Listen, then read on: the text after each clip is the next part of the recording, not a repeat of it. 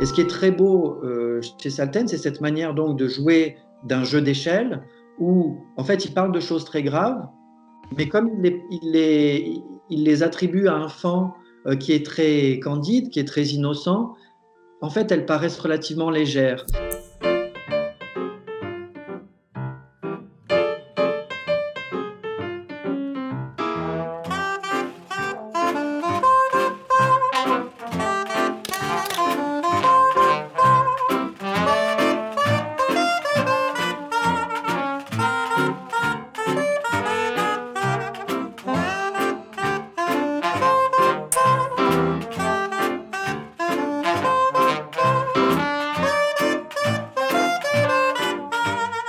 Ce qui est très évident dans la nature de Salten, c'est qu'il y a une menace qui est permanente et qui pèse sur tous les êtres. D'une certaine manière, on peut dire que Bambi, c'est aussi le prolongement donc d'une réflexion très allemande sur le corps et sur une nouvelle manière de vivre son corps comme une sorte d'échappatoire en fait.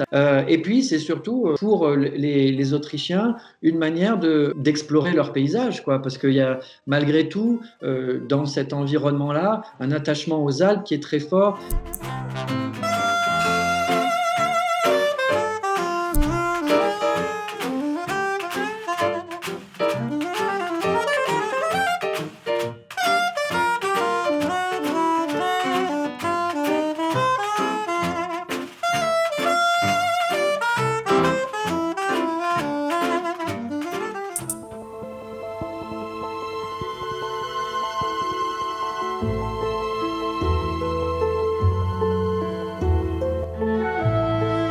On est en 1923, c'est-à-dire que l'antisémitisme en Autriche est très fort et il est partout.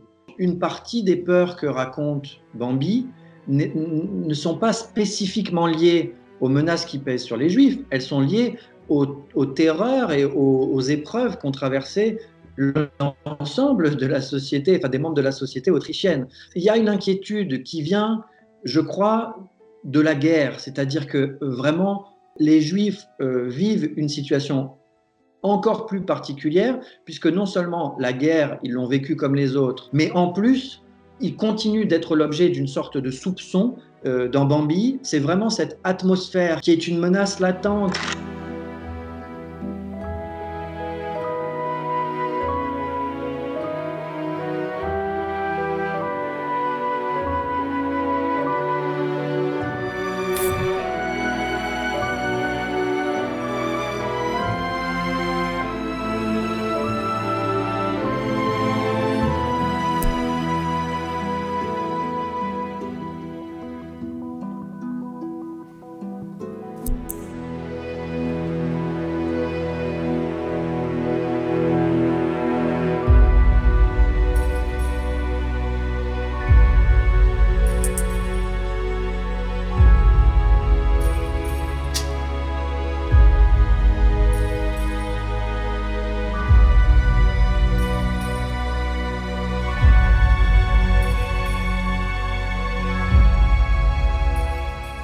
C'est un livre d'un auteur juif.